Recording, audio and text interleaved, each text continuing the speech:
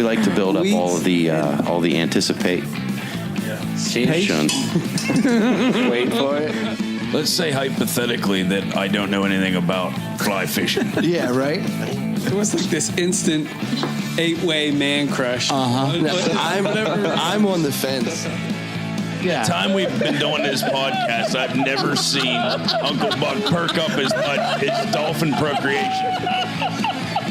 Like you just flipped up out of your chair. Yeah, he just blew out his blowhole. What are you talking about? And that's pretty much my dream coming true is to actually meet you guys. Yeah. Well, I'm the humblest guy I know. Humble. Work and do trade shows in Harrisburg, Pennsylvania. You meet some pretty wild guys. You blew it! I'm the worst PR person ever. Fire me. Thank you, everybody, for joining us at the Rutten River Pursuits podcast. You are in the current. Yeah, buddy. Currently In the current. This is Uncle Buck. Who do I have with me tonight? Hey, I'm Ryan. I'm Catfish. I'm Steve. I'm Will. And we are the Rutten River Pursuits podcast. Thank you, everybody, for joining us. How you doing? I'm doing good. Yeah? Yeah, I had a great day, guys. What's new? New this week, we did it like a Saturday shopping adventure. Ooh. Not really shopping, Not shopping. but we adventured in stores, though, I would say, because Adventure in stores is the guide term for shopping. I'm just asking because technically you went shopping with another dude and you just don't want to say that. but we didn't buy anything. Now, so you went browsing. No, not really sounds worse. browsing. So you either. went to attempt to spend your money on fishing and hunting gear and decided that you didn't need it. we went to Lancaster County Marine. They are a kayak superstore. And you did not buy Really? a kayak. We need to stop right there because we walk into this place and it's boats, like regular marine boats with outboards or inboard, outboard motors. I'm following you. At the back of this showroom, hanging on chain racks, a bunch of kayaks. Then there's some kayaks at a right angle off of it, on the other wall. So there's lots of kayaks. Right. But hiding behind that wall of kayaks is a whole other showroom Of kayak. kayaks. All right, let me stop you. So we went browsing for kayaks, and we didn't buy a kayak when there was hundreds of kayaks to pick from. No. Was it the wrong color kayak? Or what happened? I already know what kayak I want, but it was just mind-blowing. Really? And where's this place at again? In our backyard. Lancaster. Ephrata. Yeah. And what's it called? Lancaster County Marine. Ryan, what are you doing Saturday? Apparently, I'm going to Lancaster County Marine. Time you picking me up because this place sounds amazing. No, yeah, you got to go. I don't think I can go there with Catfish. What's that? I need to go there with Phil so we can browse. No, Because if I go there with Catfish, adventure. we're going to have to buy a trailer to bring home all the Adventure kayaks that looking. we bought. It's adventure looking. Hey, Catfish, you want to go adventure looking? Or you want to go buying? I don't think I've ever went looking at kayaks without buying one, so you don't take me. It's literally like I try to say, it was a kayak superstore. They're just the gigantic. It's like a car lot. They have Obies. Yes. Name it. They have it. How about the Vibe kayaks? I think so. Yes. I think so. See, Bucky, what did you That's a very popular thing right now. that was the something I Vibe. saw Yeah. on Facebook this week, and I'm really interested. What Can't did you afford it. settle Don't on, want it. Bucky? Guys, my holy grail is the Hobie Pro Angler 14. That's a lot of kayak for you, bub. But I'm just saying. that's like, what's his name even went after Moby Dick. He should have just known it. It's a little too much. Moby Dick. He should have went he could have went striper He was my fishing first. neighbor a while back. but that's my go-to, the ultimate. But It's in order to get there, a I'd monster like truck. to have a Lamborghini too. in order to get there, That's your bucket kayak. I think I'm going to help my buddy get to one of those first. And So you can use it. In the meantime, while I help him get to that, Okay. I will get to my gateway kayak. I see what you're doing. You see what I'm doing here? I like it. He's looking at a 14-foot feels free. Oh, with the trolling setup. not an orange one. R2 orange one, yes. So I can learn, and then be kayak fishing immediately. When you say my buddy, anonymously, It might have been my adventure. Don't nod toward Will. My adventure And an looking. enemy. Yeah, and an enemy. Yeah. It's a kind of sea creature. It stings you. I think, in the interest of fairness, before that transaction goes down, the guy that you're looking at getting his kayak would have to go back to the guy that he got that kayak from. It says, would you want that kayak back in your fleet? And maybe he would probably sell one of his kayaks. Really? Is that what's going on? I'm pretty sure Is there a feel free? I'm pretty sure the guy that sold that kayak to begin with, like on a handshake, said if this kayak ever goes anywhere, I get first dibs on it. The dude in Maryland. Gotcha. No. No. He's never getting it back. So you want that kayak back? As much as I love the orange kayak and would like to have it back in the fleet, if you would like to get it from Will to help him upgrade to the Maserati Bigfoot kayak, I think that would be a really great kayak for you to start with, because it is. Those pro anglers are crazy. Plus, you're probably going to buy it out from under Stevie. You guys do that. I'll to be me all lucky the if I time. get it. So What happens is that rolls over to you. Then, if you ever get rid of it, you got to offer it to me first. Gotcha. Eventually, it will make it back to me. All those things eventually come. Set it free if you love it; it'll come back. like a little bird. They call it a feel free for a reason. Feel free to go. I know you'll be back. Feel free to come back. Good luck. You like catching fish with me. I know it. Get out of here. Maybe we should fly. Well, it sounds like a really cool place to go to. Did you see, Will, obviously they had things there that were interested in Everything. Yeah. It's everything. I just. They have the carbon fiber paddles there. I wasn't looking for them, but I'm quite positive if they don't have it, they're going to be able to get it. They're It's just stupid lightweight. massive. It's massive. Yeah. Yeah. The guys are great there, and it was really cool. I'm glad that we made that trip. Well, Lancaster's not far. Is it how far? It's like down by Lancaster Archery. Not far from there, or what? Just odd a that you little say north. that. Yeah, odd that you say that. Did you guys do more man browsing there? Adventure looking. We did some scouting. Scouting. Okay. Adventure. Is that the way? Adventure scouting. So I was talk about another place I was blown away by. Yeah, that place is great. I didn't.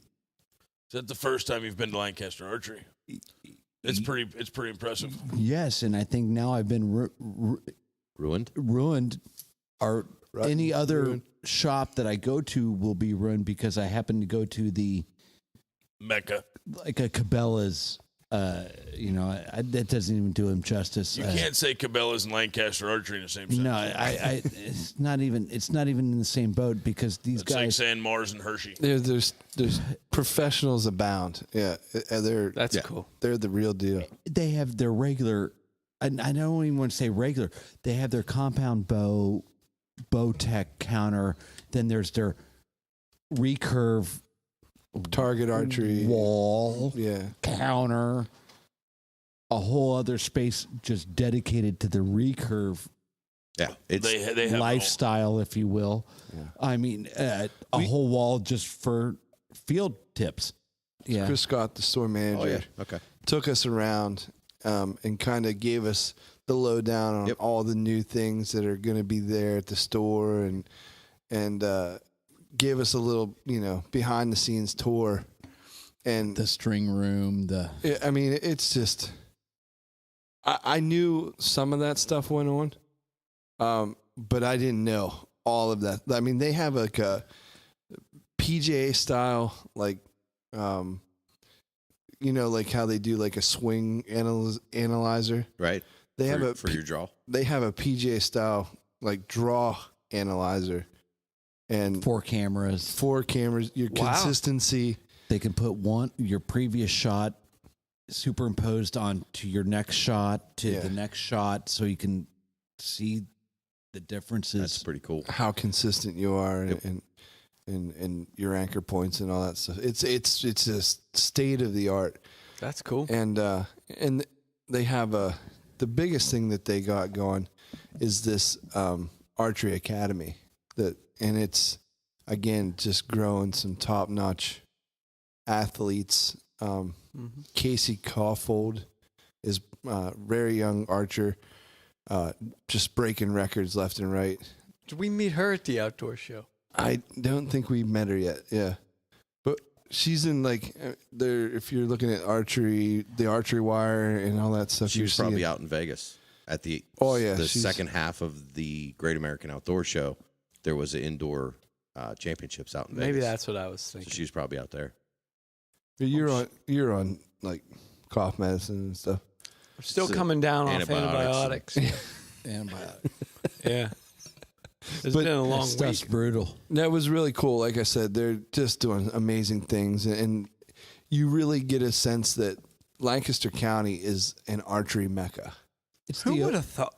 It's an OTC for archery, and OTC is an Olympic Training Center. I'm using. Who would have thought there'd be an over-the-counter Olympic training center? It just seems like in Lancaster. Well, because of the concentration of talent. I mean, there's people coming into that shop and they're developing. They actually have a program to develop talent from young kids on up, and it's not with the goal to make champions. No, the goal is just to make archers and to spread the love of archery.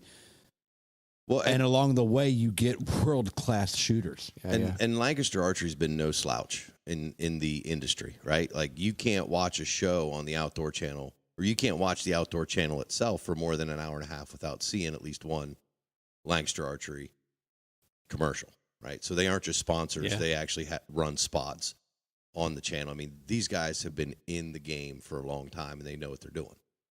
So it doesn't surprise me that they're state of the art. I mean, absolutely. Yeah. And it's different. It's not a big box store. And granted, you can find knowledge that's worthy of going to big box stores if you've got very general questions, but you're not going to get a 4-camera shoot that analyzes your anchor points and your release on your archery shot in slow motion, and then get help to figure out what you need to do or what you need to change or what piece of equipment will help you fix this or fix that. You're going to get that there, and it is amazing stuff. And I don't know how many lines of bows that they actually have, like product lines, but like they have a ton where you can shoot most of the major bow companies, and they're from top to bottom, their flagships to their, middle of the grade bows, and you're going to be able to get the bow for you.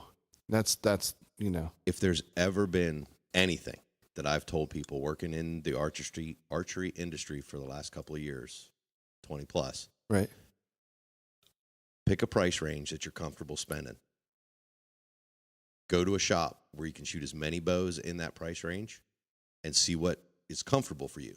Some guys love a high open grip, and I'll steer them towards a Matthews. Other guys like the grip of a Hoyt. Some people like a smooth draw. Other people want speed. Whatever you want, find a price range and get to a shop and shoot as many bows as you can, because what feels great to me works for me, won't work for you. And Lancaster Archery is probably one of the best. I mean, what feels great to me actually is kind of similar to what you like. Most cases. Yeah. But not every case. We're pretty simpatico that way. Right. But not everybody is. So, and that's something I've been saying for years. And I've told guys that almost to, I don't want to say the detriment of my employment, but I whisper it so that the owners of the shop I'm working at don't hear me say that, because I may be working in a Hoyt shop or a Bowtech shop, and I'm saying, go shoot the elites. Go shoot something else. Like, try as many bows as you can in the price range you're comfortable spending, because you don't know what. I mean, some guys are brand loyal. I get that. Mm-hmm. But if you're not already brand loyal, figure out what's comfortable for you. And the last time I bought a bow from a shop and paid retail price, I'll bet you, I spent about 6 hours at that shop, and I shot damn near every bow on the shelf until I'd settled. So just shoot as many as you can. And that's the kind of place where they've got people with knowledge, and they're going to sit there and work with you for hours. And they'll encourage that too. I mean, they love that stuff. When somebody walks in and wants to do that, they're like, yes, finally. Awesome. The times that I have been there, I've got nothing but world-class service from them. and not even knowing them. They didn't know me when I walked in, but I've been down there and done what you've done. I've seen what you're doing. I've shot a lot of the bows to pick out what I liked, and they were more than helpful. Extremely knowledgeable, more than helpful. How's that sound? Their tech area, real quick to end, but their tech area reminded me of a barbershop. Like, you have these individual guys, they're giving them space, but they're bringing it. They have their tools behind them. And is Matt here? Yeah, I'll go to Matt. Or and well, that's the way a real archery shop should be. And Bucky's never been in my basement, has he? Well, I have seen your basement. Oh. Okay. Senior basement. But that shop was a true garage. They had 6 in my basement. A true garage of any sorts or any place that you work. If you're good at what you do, then you have your own bay with your own tools. Yes. And, whether you're getting your car worked on or your bow or whatever the case may be. Yes. Awesome. It was mind blowing. And even out back, they had an outdoor range. A separate other building besides the one in the guy. I got to go back. It's a campus. Yeah, it is a campus. That's a good term. How about you, Rye? What's new with you? Yeah, senior basement. How did your trout season kickoff go? It kicked off actually pretty well. Did it? Yeah, we had a good time. Went to a small stream down near the house, and it was traditional opening day of trout, shoulder to shoulder. Yeah. I got lucky, and a buddy of mine that I worked with at one of the archery shops bought a farm. Nice. And he didn't buy the farm. He bought a farm. And I got lucky. That's what I thought. Yeah. Thanks, Will. Bless his heart. I thought he died. Yeah. You hated him or something. Listen, like I'm going to be talking to Uncle Catfish about this guy later, because not only did he send me pictures of all kinds of turkeys in full strut, he also sent me a picture in full daylight of a black-faced coyote on his property. There it is, bud. And I'm telling you right now, yep. He's not more than 10 miles as crow flies from where you live, bud.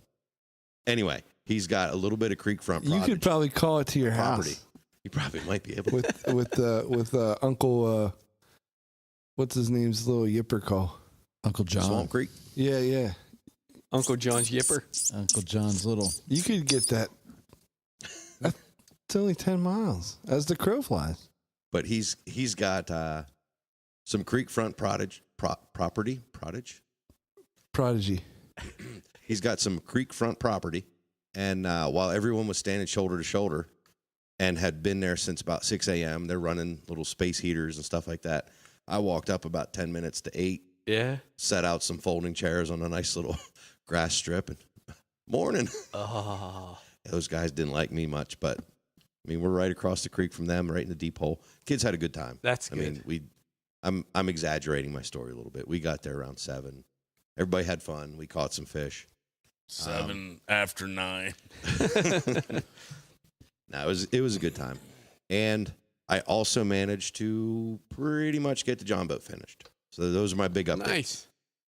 Got a little bit of green paint on my hand because I'm too cheap to buy the little plastic bins you can just pour the paint into and paint out of that. Yeah, don't do that. I just hold the paint can in my hand. Yep. And you're not supposed to like check what time it is when you go to do that. You're holding the paint can. It just adds Roll another over. layer. Yeah. Just pour more paint on I it. painted the floor a little bit Did you? in the garage. Yeah, looks good. Yeah. Cool. Cool. You're putting off that. I got an 8-foot putting green on the front of this John boat, buddy. 8 foot. Yep. All right. I'm anxious to see it. I'll bring my putter over.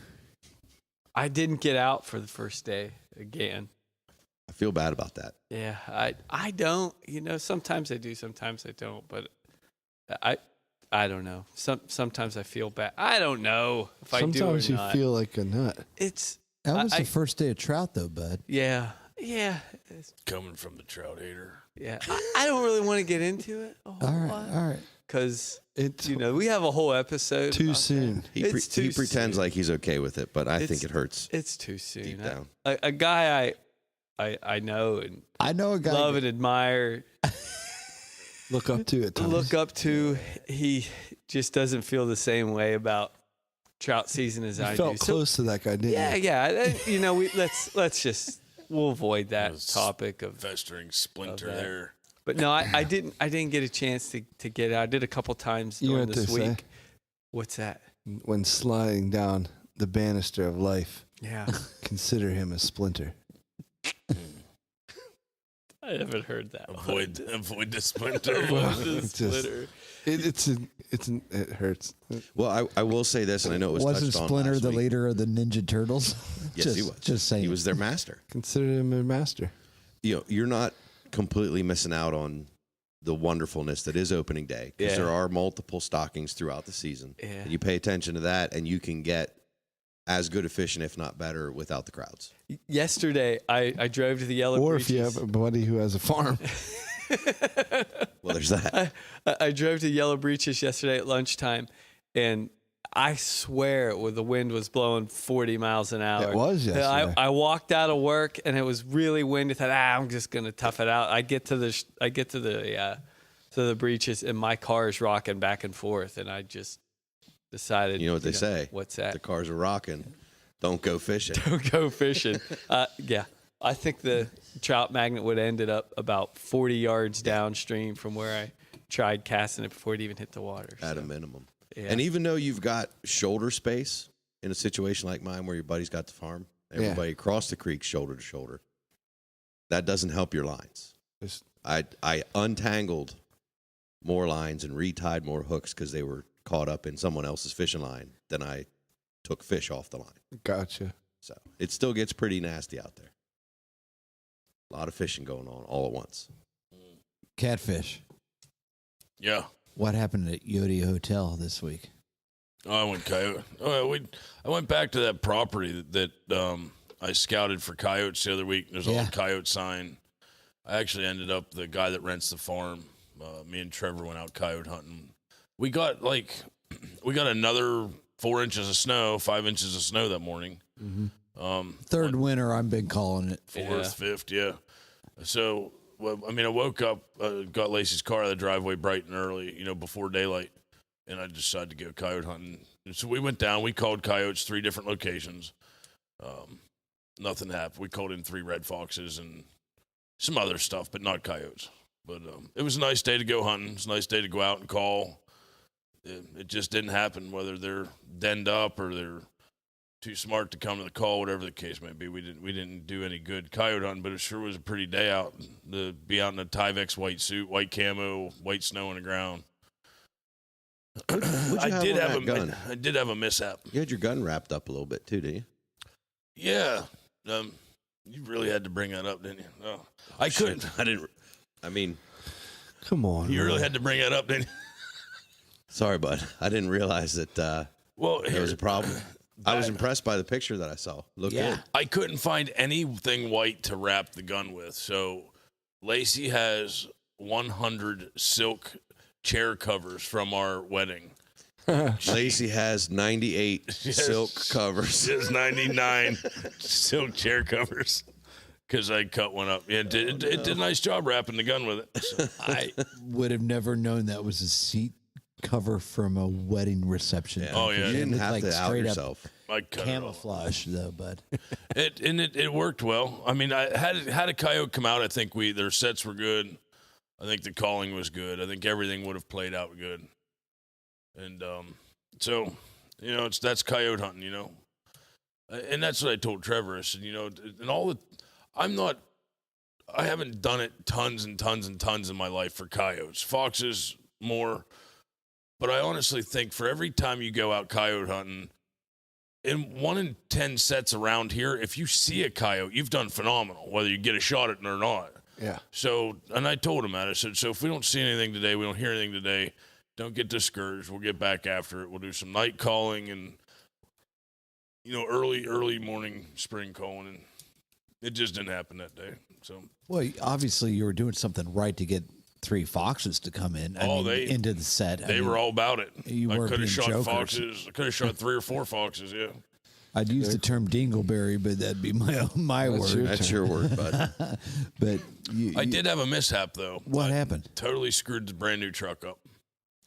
Not that it I mean, it was fixable. What, your fishing rod tip totally scraped the roof? No, but yeah, that's making a mark. No, but for Easter, Lacey got me an Easter basket. I woke up, there was an Easter basket. I'm almost 37, the 40 Lacey years bunny? old, something. Yeah. So I was Sorry, You made him. I did it. You made him get weak kneed. I don't know what's going on. It's happening. He's getting angry. Oh my gosh. It's got a picture of the black-faced What? coyote. but he has the white stripe on his back, as I said in the podcast, the one that ran in front of me across the dirt road. Yeah, probably 10 miles as a crow flies. About 10 miles as a crow flies. But is this one dead? No, that was a trail cam picture a couple weeks ago. It's in a trap. No. That wasn't his. Oh. It looked just like this. Oh, I got you. I'm sorry. I got you. This one is probably dead. The one that... But the next picture you see... He didn't get this coyote. No, oh my gosh. But the next one he Gets That will be gone. That's my Okay. bucket list animal. Yeah. Anyway. So what happened? What was this mishap? Yeah, cut all that out. Anyhow, so I screwed my new truck up. Unfortunately, it's not that it can't be fixed, and technically, it tried to fix it. So Lacey got me an Easter basket, and regardless of how old I am, I woke up to this Easter basket and had this giant bag You don't of question it. beef jerky in it, which was so awesome of her. And guess what else was in it? Lego Batman and two monsters. Oh, And so like a whatchamacallit and some like Slim Jims, all the stuff I like. So it was. Did you have like I just see you coming down the stairs, in your bunny suit. this suit, like this gigantic onesie that you can, as a trap door for a pooper. and I his just big woke old up. ears. I woke up and looked to my right to the nightstand to grab my phone, and it was on the nightstand. What was in it was extremely thoughtful. She put some thought into it. Oh my gosh, yeah. So as I'm out coyote hunting, we're done coyote hunting. I had this giant bag of beef jerky sitting on my driver's seat. And I reached across the passenger seat, grabbed it to bring it over to me as I was talking to Trevor, and I grabbed it from the wrong end and lifted it up and drug it to me, and it just then like giant bag of beef jerky all through the new truck in between the seats. Oh, that's good for the resale value. He spread seeded the truck of jerky. So what would any Don't like leave melts in your mouth. Eat it. Thought you knew yes. I'd eat it. Yes, Eat it. off the floor, off the Yeah. seats, out of the cup Yeah. holder. Yeah. I wasn't wasting good beef jerky in its new truck. Did you tell him to hold still? It was. I'll clean that up. That cost He was $30. not in the truck. The seats were empty. Oh, I thought he was with you. He was standing outside the truck, but it was. So yeah, there's still beef jerky in the truck. Oh, cool. I'm going out. Yeah. I need a snack. I'll be back. So what's current? I got an Easter basket, called some coyotes. Didn't get any coyotes, but had a great day in the woods. Had an excellent day hunting in the snow. So, Very cool. yeah, that's about it for me. So we got something new that we want to toss out there and introduce for the current exclusively. That's right. Yeah. This is in cousin Ryan's wheelhouse. Yeah, we're going to try to do the topic hat, aren't we? Yeah. So if you didn't know this, Ryan's in another podcast called Spend the Void, and they used to do this topic hat. Yes. And so the other day I called Ryan and I said, "Hey, bud, it's me, Will." Hey, Will. I said, "You know that topic hat thing you guys used to do on your on your other podcast?" Uh-huh. And he's like, "Yeah, of course." I said, "Is that proprietary to Ryan Madera, or does Span the Void own that intellectual property?" And Ryan's like, "No, that's 100% Ryan Madera." I invented it. I invented it. Patent pending. Yeah. Copywritten. So I said, "I have a guy on my podcast named Ryan Madera, and if he'd like to do that on the current." I said, that guy's more than welcome. There's two Ryman. They look similar. Yeah. They look similar. One of us is clearly prettier than the other. The Leave Red that to River the Ryman discretion deer. of the audience. It's much prettier. The one is adored by all the outdoor. But essentially, what we've got and what we have here, I like it even better. I've got a hat. In this case, it's a Senlock hat. And while some people would pay at least $2 for this free hat from a homeless guy, this hat nonetheless is a beautiful hat. It's a sentimental Scentlock. It certainly is. So great. It's got topics inside the hat, little slips of paper. Yeah. And what Will and I now are proposing that we do Is call that a topic hat? is we call this the topic hat. And when we get into the current each week, we do what In we the just middle did. of the current. We go around the table. Hey, what's everybody up to? How's your week been? And boom, it's a shaken. Pull from the topic hat, and we give her a go. And we just talk about whatever it is on this slip of paper. So we ready to do it? Well, what I'm proposing, or what I would like to propose, is that we get some of the listeners to offer up some suggestions for That'd those be cool. topics. Yeah. That's a So great if you idea. guys have I ideas really like We'll that. slip them for in. these topics, shoot them to us. DM us, PM us. Get us on Facebook, Instagram, Twitter, whatever it is. Find us, Drum it in. contact us. Just Smoke signal. Just let us know. Hey, topic for the topic hat. Here it is. Blah, blah, blah, blah. Whatever that may be. Will and I just came up with this Telegraph. recently. I've only got a couple of topics in here, but if y'all would like, I can reach in. Yeah, is it a shaken?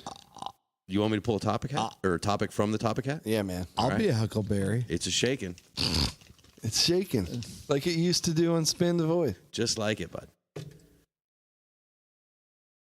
All right, and this isn't too unapropos.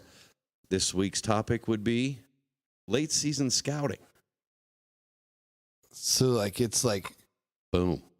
way late season. Anything and all things. Really early. Well, no. Here's the thing.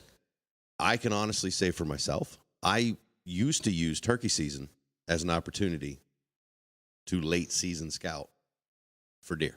Well, yeah. Yeah. It makes sense. You still have pretty good, especially at the beginning of turkey season, you would still have pretty good visual on some of these trails, which are ultimately escape routes that the deer are using in the wintertime when they're yarded up, which also coincides with the rifle season in most parts of the state. So you can get a pretty good read on some of these places that I was hunting in the state forest down below Carlisle.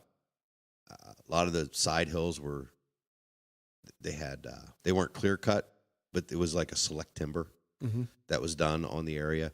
And now, a year or two later, a lot of saplings growing up. You could really get a good read during turkey season as you're walking around where some of these deer are cutting in and out areas like that. Yeah, I hear that. Kind of.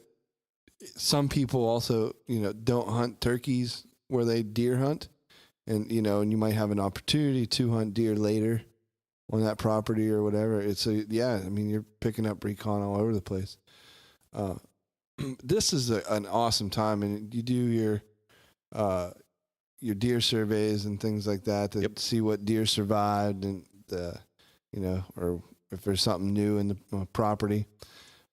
There's actually a lot of people that won't run trail cameras. They'll pull them out once rifle season starts, and they won't put trail cameras out till August, September. But this right now is a great time to actually get your cameras out. Not only are you picking up trail cameras of turkeys, like Buck was saying last week, but you're getting a pretty good inventory as far as what made it through. Yeah. And what's really cool is when we start getting into turkey season, into May and stuff, and the fawns, or the does rather, drop the fawns, you get some really, really cool pictures. The little spotted fawns and stuff showing up. And the fawns drop and the antlers start growing. It's velvet season at that point. I know that we've already seen some deer on our trail cam this spring that we saw we personally saw last year. running around our property where we hunt. And it was kind of cool seeing some of those deer back. Yeah. Oh, yeah. Any of those real weird, unique characteristics about a deer that you can identify from one season to the next is actually really cool to watch. That little notches missing out of an ear. A lot of times with the buck, guys really can't tell for sure until they start growing the antler. But if there's any kind of other markings, like weird, like double throat patches of white, things like that, like some distinguishing mark, and you can actually watch those deer all year round, man, keep those cameras out. Those AA batteries aren't that expensive. Right. Keep them running. I have a deer that's near and dear to my heart. Is that Houdini? The Houdini buck? He's the Matrix buck. You gotta call him Neo. Yeah, he was like the Matrix. Why? Like, folks out there, I'm gonna pause real quick, like to set the picture though. This buck that Will's about to talk about, and he calls him Neo, literally did that slow motion move from the Matrix to dodge the bullets. Like, you remember when Neo like did the back bend and dodged like the 80 bullets coming after him? That deer took the red pill. Oh, I'm gobsmacked, to quote our brother. And Glasgow, I am gobsmacked over this buck. I mean, it's the first time I've ever personally experienced one season to the next, seeing the same buck, and now this is a legend deer in a way. Oh yeah, legacy. Yeah, he. So basically, I had an encounter with him in the rut, and we had him in the trail cam a bunch, and he's just a small 7, and it's good enough for me.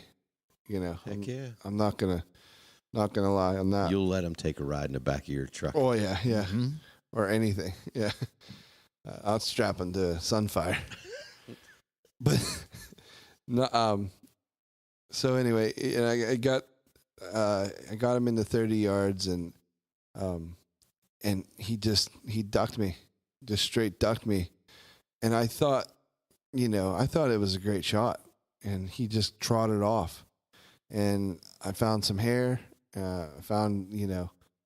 just not a lot of blood, but just a lot of hair. And so I took it, I worried. I looked a while for him. I remember this, yeah.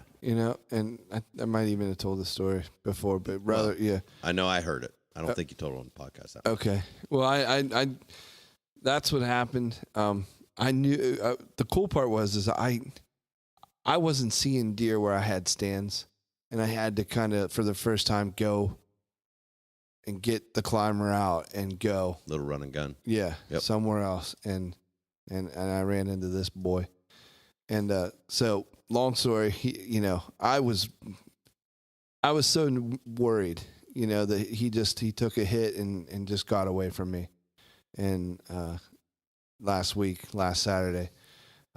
Sunday rather, I pulled the camera, and there he was, this big little distinguishing mark. Yeah. His haircut. He's got a little haircut, and and he's just looks as good as anything. And little smirk. He's got some, yeah. He's got a swagger now. Does he? Yo, he's got street cred. Well, or wood cred. He has a chip on his shoulder. Yeah, a broadhead chip on his shoulder. I mean, we call it scars, I think, in our neck of the woods, but I like it. Yeah, chip on his shoulder. But also to that effect, it's amazing the will to live with these animals. Like that wasn't a bad wound. He'd get hurt worse in rut season fighting with another buck. That was a haircut. Yeah, that was a haircut. It wasn't like that arrow passed through him. But the luckiness of that, he ducked the way he did it. What happened? If he would have ducked, whatever it could have been, that should have, for all intents and purposes, been a mortal wound. Yeah, like I just. And how far was he when he shot? 30. That's why. People think they can shoot 30, 40 yards. Everybody does, but that deer, it's scientifically proven, can duck a string at 30 yards. That's your fastest bow. That's how fast their reflexes are. Yeah. If they're in tune and know that something happened, and I'm not saying not to shoot 30 yards, but it can happen to anybody. It was not the just first Will. time I've ever been ducked, and that would have been my fifth year with a bow. They can do it. Yeah. They're an amazing animal. Just a tribute. So- I mean, that's why we're out there, guys. But yeah, I mean, to come on. this is a cool topic, and Yeah. for me, because but here's something I wanted to kind of pull. I don't know if you guys see it a lot. It's for me, it's kind of like a new thing. But because I'm in the woods at this time, I'm actually taking notice to a couple trails where the hooves are going both ways. And to me, it's got to be a pinch point. That's got to be something that they're getting in and out of. It's pinch point or travel route that's getting used, to bed and from bedding. Yeah. So follow it. And right now, and this is where late season is key. Right now is the time to follow that trail. Right? The you don't ground's want to walk. soft. Yeah, you don't want to walk that trail and figure out where the bedding is in September. You'll blow the deer out of there. They'll find a new bedding area, and they won't be there in archery. You can walk those trails right now. You can walk them during turkey season, and you're not going to ruin your hunt in the fall for whitetail. So do it now. That's what late season's great for. You can take those opportunities. Catfish, you talked about this the other day on this new property. Like, those guys had a sanctuary set up, a couple 100 acres that nobody goes into. He gave you permission because you're there for a specific reason, but you aren't ruining any opportunity that those guys have to hunt whitetail in the fall by walking through that this time of year. Right. That's what's great. Another side topic, which I was thinking about writing and putting into the topic hat, was shed hunting. And we could probably do a whole episode on shed hunting. But shed hunting is another great opportunity for late season scouting. I mean, not only do you get evidence of deer that made it through, but you get to really understand their travel routes. And I guess that's why I'm a little quiet at the moment, because I don't late season scout. I have no clue what you're talking about. I turkey hunt, I go shed hunting, I coyote hunt, but I had no time to go look for deer this time of year or any sign whatsoever, because my properties, I know them all and they're small. There's no reason for me to go try to learn them like Will's trying to learn a new property. Right. I know my properties after all these years, and there's nothing else for me to explore. The deer can only go so many places, and I can only hunt so many places on it because of new buildings being built. And, so, I mean, going out and like scouting this time of year, though, on, say, a public land means nothing to me either, because anything that you learn right now is going to be nothing in October. So late seeding scouting is depending on whether you're hunting a property that's pressured by public people versus, it's a private farm, a private property. Well, I would actually argue that point. I think you can learn a lot, especially if you are going to hunt that piece of public ground. You can learn a lot this time of year. But it doesn't matter, because you can learn everything and get completely ready for public season, and some guy puts a tree stand in the night before where all your work is. No, I get that. That's why I don't but like. What you're able to do is get an idea of, this is what are traditional bedding areas for these deer, and these are food sources for these deer. And food sources change, especially on public land. Unless you're talking about small little food plots that the Game Commission puts in on state game lands, or they do some food plots now and stuff in state forests. Yeah, but not as many, right? What you're looking for, mast crop, right? So all of a sudden, this white oak flat is hot, and there's a real big thicket at the bottom of the ridge, and you can tell this year that this is obvious bedding and food, and here's a bunch of travel routes from one to the other, right? And yeah, your hunt's going to get screwed up because it's public land, and somebody else could see that and they could move in there. Or we've talked about this countless times, with the Orange Army moves in, all bets are off come first day of rifle season. But you play the odds, right? And okay, so if this flat turns on, this oak flat turns on, this is a great food source. You go in there in September and you walk around, and you can tell whether or not it's going to be dropping acorns. Not every oak flat turns on every year.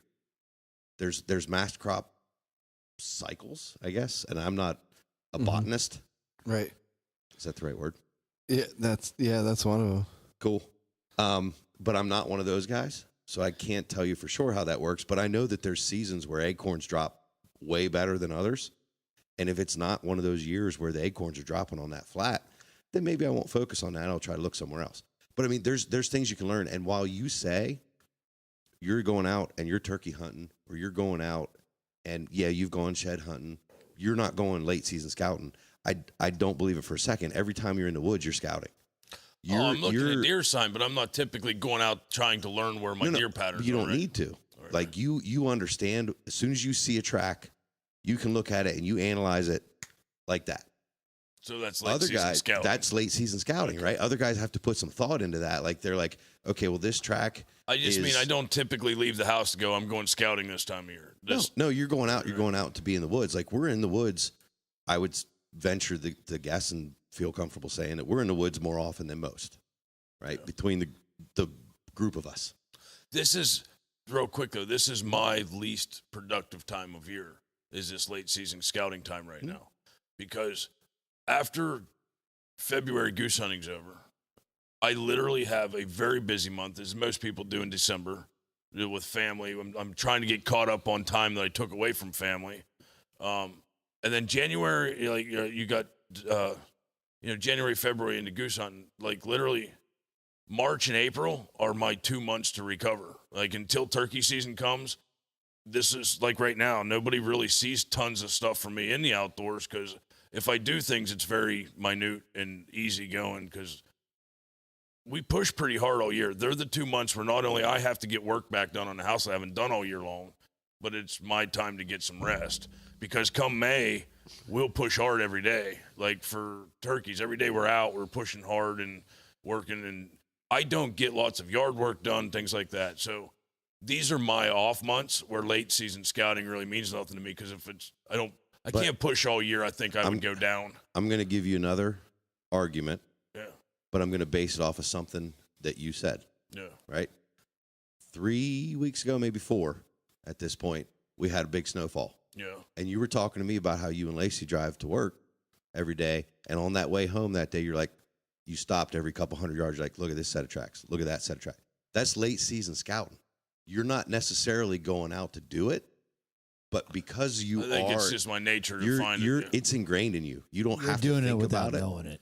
Yeah. You're naturally doing these things.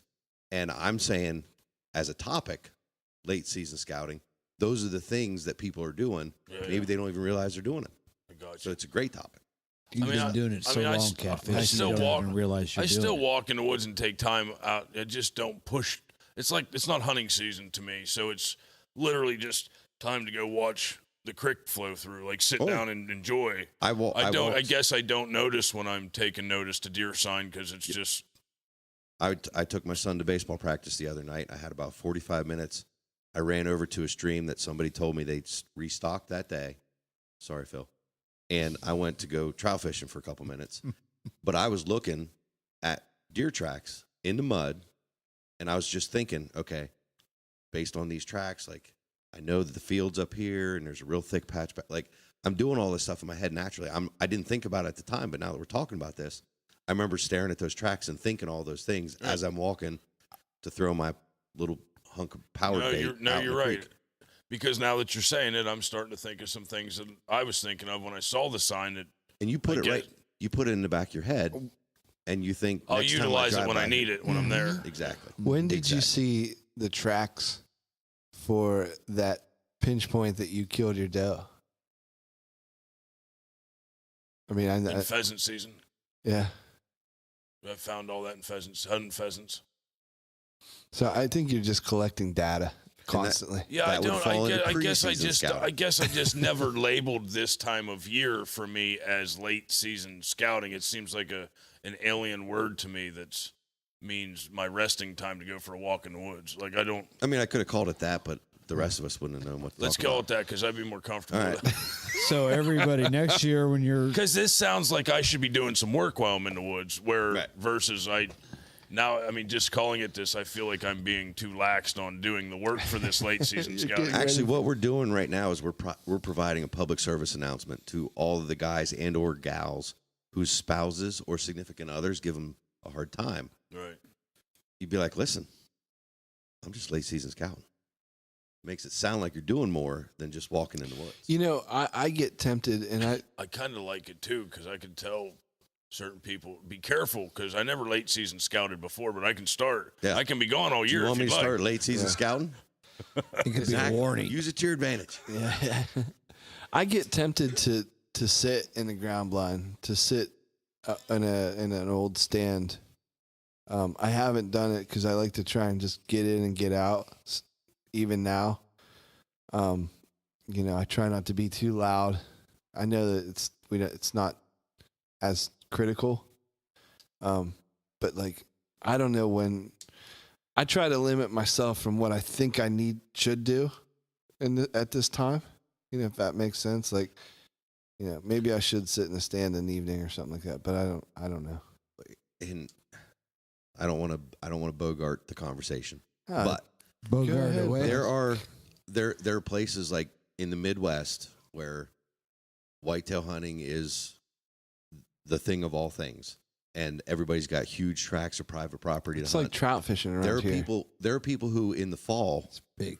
will set up what they call them observation stands, right? So they won't even they'll have 4 hours before dark, where we're thinking, wow, I got 4 hours, let's go hunt. These guys are taking those 4 hours before dark, and they're sitting in what they call an observation stand. They don't want to blow up a spot by walking in and sitting in the wrong place, so they're going to hang a stand 300-400 yards away, and they're just going to sit there with optics and watch where the deer come out. What are their travel routes?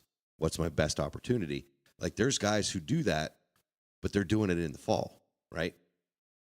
And I understand, especially if you're hunting public land, things can change, and anybody could blow up your chances by hanging a stand right where you wanted to if you're on public land. But sitting in an old stand or a ground blind this time of year, if you've got the time, It ain't going to hurt nothing in October, right? no, absolutely do it. You're going to get an idea of what these deer do. And maybe the focus on this from a Pennsylvania perspective, the focus on this is archery season, okay? Because, again, we've said it 100 times. You know, everything goes out the window come rifle season. Yeah. Orange Army hits the woods.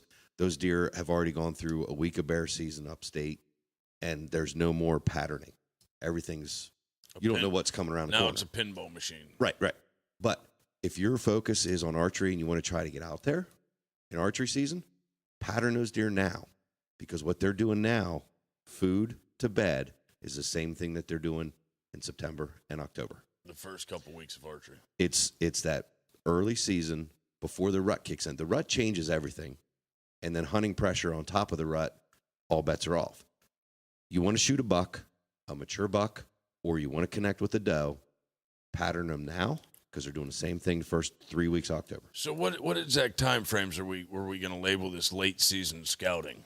The day after flintlock season ends until the first day of archery season. There has to be a break in there somewhere because eventually it becomes early season. Yeah, so, I mean, fishing season has started, so technically it's over. It's the end of winter, beginning of spring. By the time turkey season hits, most people's late season scouting is over. Yeah. Then you go turkey hunting, and after that, then you start, early season or preseason stuff. Yeah. Mid-season fishing. Yeah, mid-season fishing. Well, I'm glad you brought a new light to something that I do, and I didn't know it. See that? You're the man. Still feels like we're hunting for spring. Just thought we were in the woods hanging out. Yeah. But, I mean, that's part of loving the outdoors, though. No matter what time of year it is. I mean, it's just walking through the woods, running on a game trail that's down the mud, or seeing. I mean, it takes a certain type of person to get excited to find fresh deer crap in the woods, but some people get excited about it. I mean, it's sign. Turkey feathers laying around, whatever. It's all that. I guess you call it scouting. I'm picking always spots. felt like it was just being in the woods. I know the property that I'm on right now. I'm picking spots. But you've been spending a good bit of time in the woods. So Yeah. You've been doing good up there. Yeah. For that property. And I know that there's a couple sections that I haven't been on yet. So the next couple weeks, that's going to be my focus, is getting in there and going to the places I haven't been on the property. And then I know our spot that we picked out for last season got blown out pretty quick. And like I said, I had to move. And so I have a couple more spots in mind. I'm not settled on them right yet. And I think that's my big goal is like, where am I going to put, the next stands, Stand placement, yep. That's one of the topics I did put in the hat. Sorry. Well, that'll come up later. Yeah, and I can actually talk about that one because, like Will said, I mean, I did some late season scouting. I figured out where these deer were moving by, pheasant hunting. Found out a really good travel route on one of my farms that I didn't really know existed. Right in, and anyhow, we talked about it. But to really, get in line with what he's saying, this spot was the most obvious pinch point I've ever seen, and I've walked by it like 10 times. Sure, we've been there before together and not seen that sign before. You know, but here's the crazy part. So I hung a ladder stand there for rifle season. After I harvested, I killed a doe there in archery season. Then I hung a ladder stand there for rifle season. Never saw a deer in a week. So, I mean, it's just the travel, like you said, the travel routes, everything changed once that first, not week, that first 2, maybe hour of rifle season. The guns going off on the farms around. Oh, I know what that is. Let's head to the corn. Yep. So we had 300 acres of corn standing still in rifle season. But that's going to depend on where you're at in the state. Right. Because down here, it's going to take an hour or two of rifle season for that to start. Right. Up where my cabin is, that already happened a week earlier because it was bear season. Right. And those guys are putting on drives. Big wood, yeah. So when it just depends where you are when that pressure hits. But yeah, when the pressure hits, everything changes. All bets are off. All that, I wouldn't say all the scouting goes out the window because there's still thickets, and where those deer are going for escape routes. You got to know where the escape routes are, where they go to hide. And finding natural funnels, and whether that's done through topo maps, aerial photography, or Google Maps type stuff, or boots on the ground walking through the woods. Like there's natural funnels and pinch points that you can't see on any of those other options. You have to put boots on the ground. There's also edges. Deer, white-tailed deer specifically, are nature. They're creatures of habit, and they travel edges. They love to run edges. I love hunting nothing more than if I can find a place where there's a patch of evergreens, some sort of pine tree running up against a hardwood ridge. You put me on that edge, I'll find a spot, and I'll clear out a little section on the edge of one of those pines. I'm going to see deer. Mm-hmm. They love running edges. Even when it's heavy hunting pressure, they aren't going to cut through that thick, nasty brush of the hardwoods, like upstate where it's all mountain laurel, because it's too hard to get through quick. But they're not going to run through the wide open of the pines. Sure. No. They're going to skirt that edge, baby. Yep. No, I got you. I will hang a stand, and I will shoot deer underneath me every year. Or somebody will. You are pretty edgy. This past year was my brother who killed probably the nicest buck I've seen come out of that area for a while. That's awesome. Fairly close to where you were. As a crow damn thing was running right toward me. I know it. What a jerk. If a snake would have bit you. I think that it's in the near future here that the current's going to get to be pretty crazy, considering there's multiple fishing seasons and tons of. We have lots of vacations and fishing destinations coming up. So, current's about ready to get a lot quicker. Yeah, please stay tuned as we have so many things to talk about coming up and stormy. So I like this idea in a hat thing. I didn't like your first draw, but I got to learn something out of it, so I think it's a good idea. Yeah, you didn't like it because we learned you something. I don't like learning something out of a hat. But you did. But you did. Once again, you did. Send us the topics for the topic hats, folks. Yeah. And I honestly, send us a topic that says mule deer hunting in Colorado. Send that. I would love to put that in a hat because we're going to sit here and pontificate on it. Oh, I don't know what I'd say. I don't know what so cool. Nobody does. That's the best part about it. That's why it's the current. We might as well talk about jackalope hunting. I know more about that. All right, I'm going to put that in topic hat. Jackalopes. Scribe. Mule deer hunting. They run funny. That's what I'll tell them. They do. They bounce like little bunnies. They're like the Easter bunny of whitetails. I did not know that. Do you ever see a mule deer run? It bounces. Differently than a whitetail. Just it has a different gant to it, different gain, whatever they call it. That's what. Yeah. I'm gonna have to pay attention next time. I'll pay attention next time. They don't run Washington quite TV. like a pronghorn, but they do. It looks different. Yeah. I'll check it out next time. Tigger. Thank you. Yes, exactly. Like Tigger, Their TTFN. tops are made out of rubber and their bottoms are made out of springs. Tigger's got to bounce. Bouncy, trouncy, waltzy, bouncy. TTFN. There it is. It's been good, boys. I think that's a great way to end. Hey, Catfish, Yeah, man. where can we throw our net and find us at? You can find us at RuttenRiverPursuits.com. You can find us at Rutten River Pursuits Podcast on YouTube. You can follow us on Instagram at Rutten River Pursuits. Or is it at Rutten? Yeah, it's Rutten River. Is it now? Yeah, Rutten River Pursuits. Rutten River Pursuits now. And follow us individually because you'll like to see what we're all up to. You can download one of the Stitcher, iTunes, Google Play, or Castbox. And, listen to us in the truck on your commute. Give us a like, and you can always go and give us a review. Is it on iTunes, the review part? Yeah, the iTunes, and I think Castbox has a review. Yeah, throw us a review. Tell us what you like. And it really helps out, and our searchability and getting these things out to people. Sure. And then that way, even on there, if in the review, throw us something for the hat, we'll put her in there for the topic hat. Absolutely. It's a shaking. So stay tuned. Big things to come. Lots of fishing trips coming up, guys. Thanks for listening. Thank you. See y'all. Bring them weedless. Love y'all. Peace.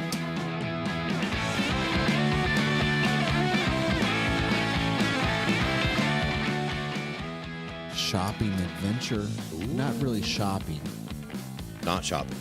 but we adventured in stores, though, I would say, because Adventure in stores is the guide term for shopping. I'm just asking because technically you went shopping with another dude and you just don't want to say that. but we didn't buy anything. Now, so You went browsing. No, not really browsing. So you either. went to attempt to spend your money on fishing and hunting gear and decided that you didn't need it. we went.